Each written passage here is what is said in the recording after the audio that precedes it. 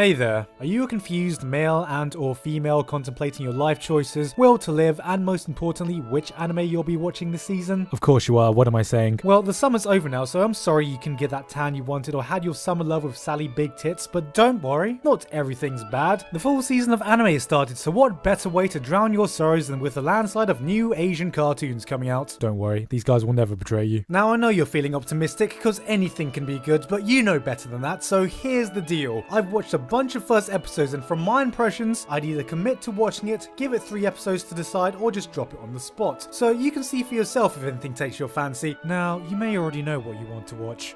Maybe you like action, or cute girls, or something with tits. Note to self, use this as an excuse to put tits in the thumbnail. But this is the perfect time to sample something you normally wouldn't. Who knows, maybe you'll find something that will surprise you. Or probably not. Alright, blood Ivors, or bloody Vors, or bloody Vors, mate! Right off the bat, I have to ask, who the fuck did you let design this logo? This logo looks like it was made in 2009 by some edgy teenager who posts Call of Duty montages on YouTube. But who knows, I can't just rag on an anime for its logo, so let's see how the anime actually is. 抢劫杀人罪名成立. Wait a minute, this isn't Japanese.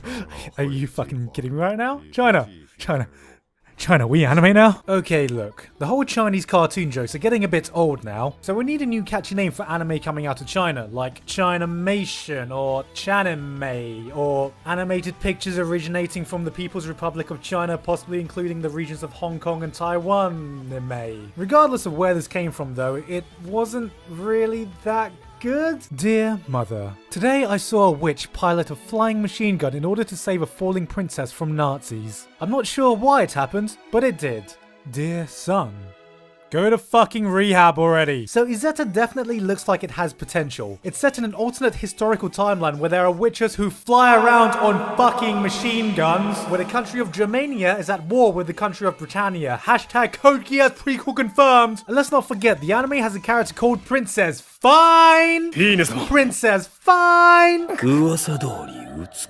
Yeah, you got that right, cause she's Princess Fine. So yeah, I don't really know what I watched, but it looked pretty and it had cute girls who may or may not be lesbians, so it's probably gonna make a lot of money. So yeah, I don't really know what I watched, but it looked pretty and it had cute girls who may or may not be lesbians, so it's probably gonna make a lot of money. So yeah, I don't really know what I watched, but it looked pretty and it had cute girls who may— Here's a pop quiz for you. You're an enemy commander and there's one person standing in your way. He's half dead because you've impaled him with 3 fucking spears to the stomach. So do you A, finish him off because just fucking look at him? B, order your men to charge and trample him because he can hardly stand anyway? Or C, run away like a pussy bitch? Wait, where are you going? He's almost dead! Yes, we have drifters from the creator of Hellsing, and I'm not yet sure what this anime is going to be about, but it looks as stupidly fun as Hellsing was. I mean, we have some kind of alternate dimension war that's being fought by famous historical figures such as Nobunaga! Yes, that Nobunaga! Now, if you're not so quizzed up on your Japanese history, the important thing that you need to know about Nobunaga is that he's apparently the only historical Japanese figure who's allowed to appear in anime ever. Meanwhile, at A1 Pictures, alright people, the fall season starts next week, so we really gotta make an impact with this first episode. What do we spend our animation budget on? Well, I had some pretty cool ideas about some flashy scenes that could really show off the talent and know-how behind this production without having to appeal to the lowest common denominator. I agree with Ted. Let's animate some tits. What? That's literally the complete opposite of what I said.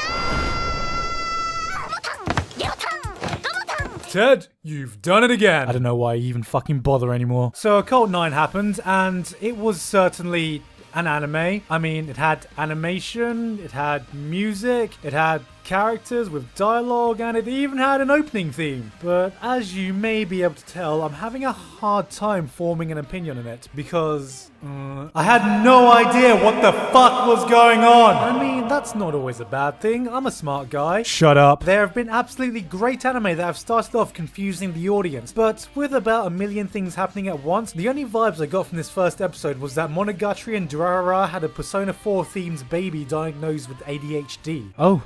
Hey there.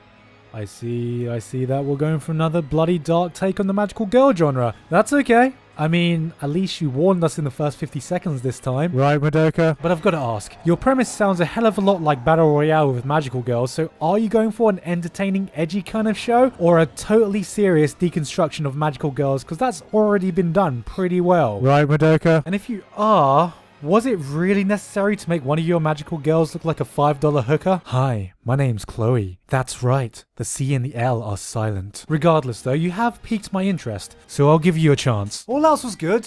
It's a sports anime with everything you'd want from a sports anime, except this time it's rugby. But at the end of the day, does it really matter what sport it is, as long as you have great matches, senpais who'll be graduating next year, and a main duo who may or may not be bumming each other in the shower? Normally right now I'd be like, yaoi overtones in a sports anime? Is the sky also blue? But you know, I can kind of understand it in a sport where you get to see a group of big sweaty men pile on each other in an attempt to see who can glomp each other the hardest. But then again, the thing about rugby is that it's like the JoJo's of sports. You watch some of the stuff they do and you just think, isn't this like a bit camp? Like, I'm not the only one thinking this, right? And then you see the people involved and you're just like, fuck, okay, these guys are manlier than anything I could ever hope to be. But if you want to see more scenes of guys who are really good at funneling with balls, while also possibly being really good at funneling with balls, Haikyuu has another season. I mean, I don't have as much to say about this because if you've already watched the first 2 seasons, you're probably watching this as well, but hey,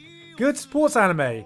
And speaking of sequels, hey look, it's that non-distinct second season to that show people are probably watching, but I haven't seen the first season yet. Cool! I'm really sure that this is actually a continuation to the first season that people are gonna watch. Okay, let's drop everything for a moment. I just want to be serious with you all for a second. I think anime can be a truly amazing medium. It's one of the final vanguards of 2D animation in the world, and the whole platform allows artists to tell stories in ways that could never be expressed in any other medium. And every so often there comes a show which completely flips the medium on its head and redefines what anime is capable of. Keijo is not one of these anime. But anime still definitely needs it. Now I don't know who's sick, perverted, degenerate, genius, modern Einstein of our time had the idea of making a sports anime where girls wrestle each other off with their asses. But it's so stupid and self-aware that as a simple ass man with the most refined of tastes, it was actually entertaining, even if it did cost me a few brain cells.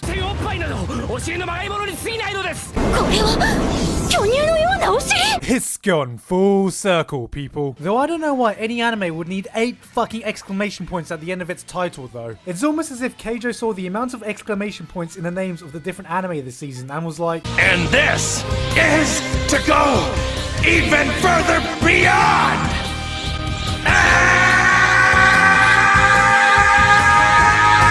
In conclusion, fuck the Opie defenders, will my fellow booty warriors please stand up? So right off the bat, I'm backing March Comes Like a Lion as the dark horse of the season, because it has the most atmospheric and best directed opening episode of this entire season, and yet no one seems to be talking about it. Its opening sequence completely drew me in, and it didn't need amazing Sakuga sequences, or a bloke taking 10,000 spears in his knob, or half-naked girls smashing each other's asses in their faces. All it needed was a beautiful soundtrack, great cinematography, and just a masterclass in visual storytelling. Just don't come into this expecting it to be all smiles and rainbows. I mean, every character's default emotion basically looks like the frowny face emoji. This week in anime, Yuri on Ice. Hey, this isn't fucking Yuri. Next week in anime, Yaoi on Fire. Oh god, everything fucking burns! Look, I'm not gonna lie, this anime is gay. Gay. Like, Free had sex with a flamboyant Elton John with Chang in the background shouting, gay! Kinda gay. But no amount of bare ass, homoerotic tension, or full-on present male nipple could make me lose the massive erection I got from the fucking animation of the ice skating scenes in this show. I mean, just look at it. Oh god, it looks so fucking beautiful. And this opening. This fucking opening. I don't care if you're straighter than a honeymoon dick and the implication of male on male action makes you vomit. When there are scenes this beautifully animated and directed, I don't get to say this often, but grow a pair of fucking ovaries and just watch it already. Hey guys, Gigok here. Hope you enjoyed the video. Thank you very much this month to Laoken and everyone else on Patreon for supporting me this month. If you'd also like to help this channel to make videos like this possible, go to patreon.com/Giga. If you enjoyed this video and you'd like to see my previous seasonal chart videos, you can click on the links here.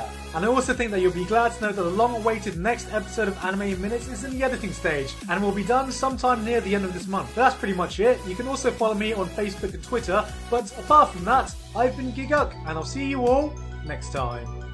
Ted, you've done it again. Ted, Ted, why are you doing this to me, Ted?